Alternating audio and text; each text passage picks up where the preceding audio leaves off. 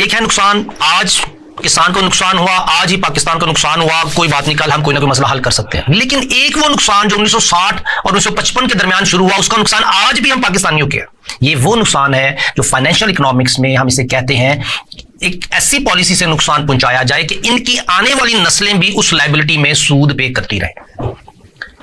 किसान का नुकसान 1955 से 1960 के दरमियान, उसका खमियाजा हम पाकिस्तानी आज भी भुगत रहे हैं। अब जैसे ही हम रेस्क्यू करने लगते हैं उस नुकसान से, दोबारा वही प्रोसेस रिपीट कर दिया जाता है, फिर वही प्रोसेस रिपीट कर दिया जाता है, ताकि नुकसान किसान को पहुंचता रहे और हम गंदम इंपोर्ट करते रहें और हम पाकिस्तानियों पे लोन भरता रहे। ये वो स्ट्रेटेजी है जो हम पाकिस्तानियों पे मुसल्लत है, हमें इससे निकलना है। ये आज की स्ट्रेटेजी नहीं है नाज़रीन। पिछले एक प्रोग्राम में बल्कि मैंने फेडरल शरिया कोर्ट में खड़े होकर कहा था कि सर, एक किसान जिसने गंदम लगाई, वो कहता है गंदम की प्राइस जो गवर्नमेंट ऑफ पाकिस्तान मार्केट में फिक्स किए बैठी है, वो उसकी कॉस्ट नहीं है, उसको नुकसान है। और दूसरी तरफ कहता है अगर मैं ये गंदम बाहर बेच दूं तो जो मैं चारा अपनी गाय भैंसों के लिए खरीदूंगा वो महंगा है।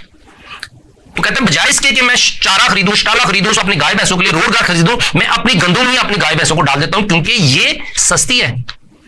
एक आम दुकानदार अगर उसके यहां कोई ऐसी चीज है जो बाहर 100 रुपए की बिक रही है, लेकिन उसी चीज के इस्तेमाल के लिए कोई ऐसा नट बोल्ट है या कुछ भी है कि मुझे वो 500 में खरीदना पड़ेगा, तो मैं जैसे उसको 200 में बेचने के मैं यही रिप्लेसमेंट अपनी इस फैक्ट्री में लगाऊं ताकि मुझे सेविंग हो। ये आम कमर्शियल डिसीजन है किसी भी फार्मर का, किसी भी कारोबारी आदमी का। नाजरीन, वो पॉलिसीज जो हम पे 1955 से 1960 के दरमियान थी, उनसे हमने बाहर निकलना, उसका खमियाजा आज हम कैसे भुगत रहे हैं नाजरीन? क्योंकि हमारी इनकम थोड़ी है, हमारे खर्चे बहुत हैं, और हमारी जो रिसीट है, उनके मिनिस्ट्री ऑफ फाइनेंस पूरी तरह इंफॉर्मेशन नहीं देता, लेकिन आप डिमांड ऑफ ग्रांट्स एक डॉक्यूमेंट है जो नेट पे पड़ा होगा, अगर उन्होंने रिमूव ना कर दिया मिनिस्ट्री ऑफ फाइनेंस ने, आप डिमांड ऑफ ग्रांट्स के नाम से सर्च करें तो आपको पता ये चलेगा कि 2020-21 में हम पाकिस्तानियों में फेडरल गवर्नमेंट की इनकम 3700 बिलियन थी, लेकिन फेडरल गवर्नमेंट ने 18,913 बिलियन की पेमेंट्स करनी थी।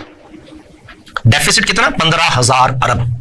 और इसी तरह 21-22 में 4500 बिलियन की इनकम थी, लेकिन पेमेंट थी 32,000 अरब। यानी डेफिसिट कितना था? 27,000 अरब का। 2022-23 में चले गए तो हमारी 5,000 अरब के करीब इनकम थी और हमारे जो खर्चे थे वो थे 34,000 अरब के करीब। 2023 और 2024 में 6,800 बिलियन हमारी इनकम थी, रिसीट्स थी, जो डिमांड्स ऑफ ग्रांट्स कह रहा था कि 48,834 अरब, यानी कि 6 गुना ज्यादा। 6,800 बिलियन इनकम और 48,000 अरब की पाकिस्तान ने पेमेंट करनी है।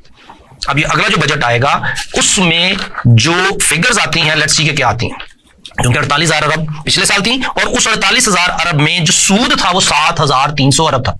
नाज़रीन, इंपॉर्टेंट क्या है कि 6,887 अरब की इनकम फेडरल गवर्नमेंट की नेट प्रोविंशियल शेयर निकालने के बाद, और 7,300 अरब का सूद है। अब तो काइबर रेट, जो सूदी रेट है जो स्टेट बैंक ऑफ पाकिस्तान ने हमें जंग में धकेला हुआ है, वो तो 22% से लेकर 30% तक है, और जो किसान पे कर रहा है वो 25% से 50% तक है।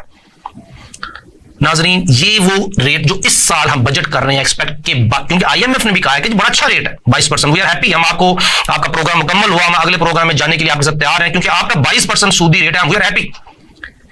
अब चूंकि हाई इंटरेस्ट रेट है नाजरीन, आपकी इंफॉर्मेशन के लिए कि जब हाई इंटरेस्ट रेट होगा, हमारे ऊपर 84,000 अरब का कर्जा होगा, तो हमारी जो उस वक्त के लिहाज से जो नेक्स्ट बजट की अमाउंट बजट हो रही है, कम से कम भी 12,000 अरब का सिर्फ सूद होगा। यानी कि जितनी हमारी पिछले साल 6,800 बिलियन इनकम थी, उसका डबल सूद है इस साल।